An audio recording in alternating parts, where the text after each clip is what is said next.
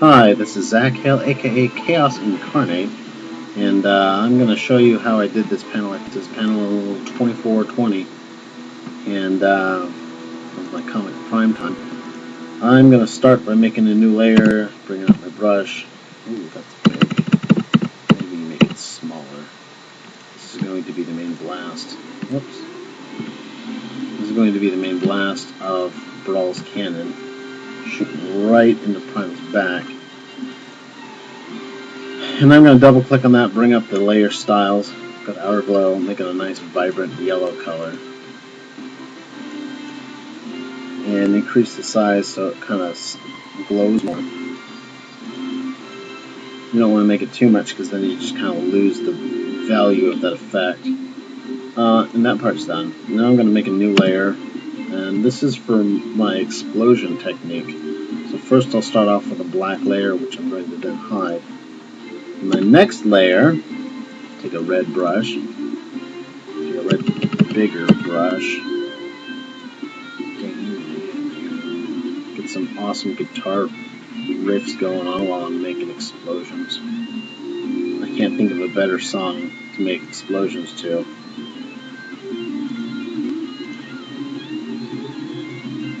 Throw some yellow in there, because explosions have yellow in them. Throw some white in there, because explosions have white in them. Take the Gaussian blur. If anybody corrects me because I didn't say Gaussian blur, then I'm going to shoot them. That's good. All these options are actually still in the same settings as I had them before when I did this just a little bit ago. I'm going to add in a hue saturation layer. I click this so it only affects the layer below it, and I'm done with that for now. I'm going to put that back up, make a new layer, put that back default, go into my filters, clouds. And I want to put these clouds on the color dodge. And that is starting to look like an explosion. The clouds really kind of make that explosion. They kind of change it up, make it look all cloudy and stuff like that, which is what they're for. Add in the levels layer again, click this button to make it only apply to the layer below it. And now I'm going to take that layer selected, go down, hold Shift, and Control G makes that a group. Now this group, it acts as one layer when I put the screen on. But I can change the individual layers down here. So I'm going to double click here, put down the saturation of that, maybe make it a bit more orangey. That's looking pretty good. I'm going to go into my clouds. This is something that I love to do with my explosions, just to give them a little motion to them. I'm going to add some noise so it makes this speckly look to it. And then when I go to Filter, Blur, Radial Blur, these options are still up from the last time I did that. That is going to make it this kind of motion-y explosion, like little particulates are flying out, and just makes it look like an amazing explosion, like all over the place. See, just like that. That looks great. Now I'm going to go to the levels that applies to the clouds, and I'm going to kind of just tighten this up a bit, just so it kind of looks more vibrant, so it, pops more. Maybe do that so it has more of a vicious looking explosion. Because I mean, that's really kind of what I want here. Is I want Prime to look like he's seriously getting jacked up, because he is. And that explosion is pretty much done. Now I'm going to make a new layer, and this layer is going to have all my wonderful little sparks on it. I actually made a brush. Don't congratulate me just yet. This brush was just, whoopsie. There we go. Just a thing that randomly makes dots. But it works well for sparks and randomly positioned sparks. On TFW, Zudon told me that it would look better if I had more sparks. So I've been going hog wild with the sparks.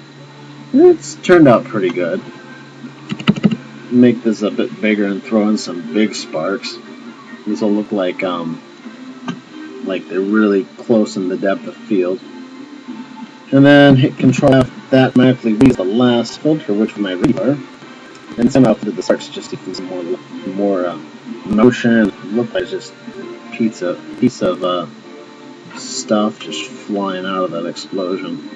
Because I mean, as I said, Optimus Prime, he's getting jacked here. I'm going to go in here into the outer glow. I'm not really trying to make these glow so much, just add some color and vibrancy to them. If you put the size down to 0, they actually really makes them stick out. I'm going to make them kind of an orangey color to try and match that explosion. And there you have it, some sparky stuff. And now I'm going to go back down here, click on background, new layer. This is going to be kind of a, you know, the smoke just adds a bit more, I don't know, body to the explosion. I'm going to put the brush at about 70% and just kind of brush some stuff around here. Just so it kind of looks like there's something in there worth blowing up. You know what the hell, I've got a new idea I want to try out too. I actually didn't do this in the comic. So we're going to try something new for a second. Go back to this. I'm going to throw in some crap in there. And then apply that filter again. Maybe try and get some of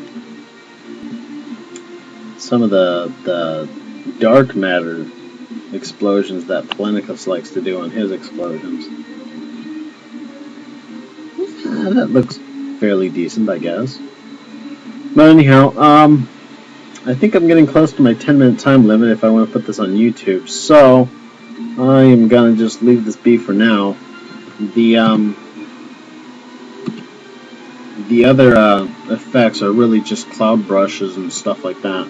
Really, really simple stuff. Well, actually, there's one more effect. I'm going to do this real quick. I sure hope I have time. I didn't start my timer.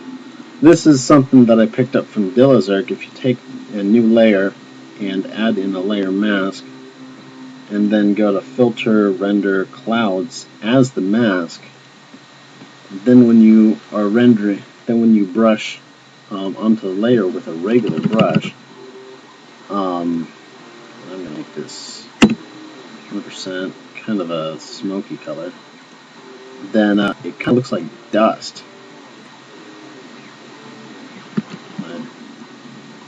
There we go. And then take this and screen it back to about 40 or something.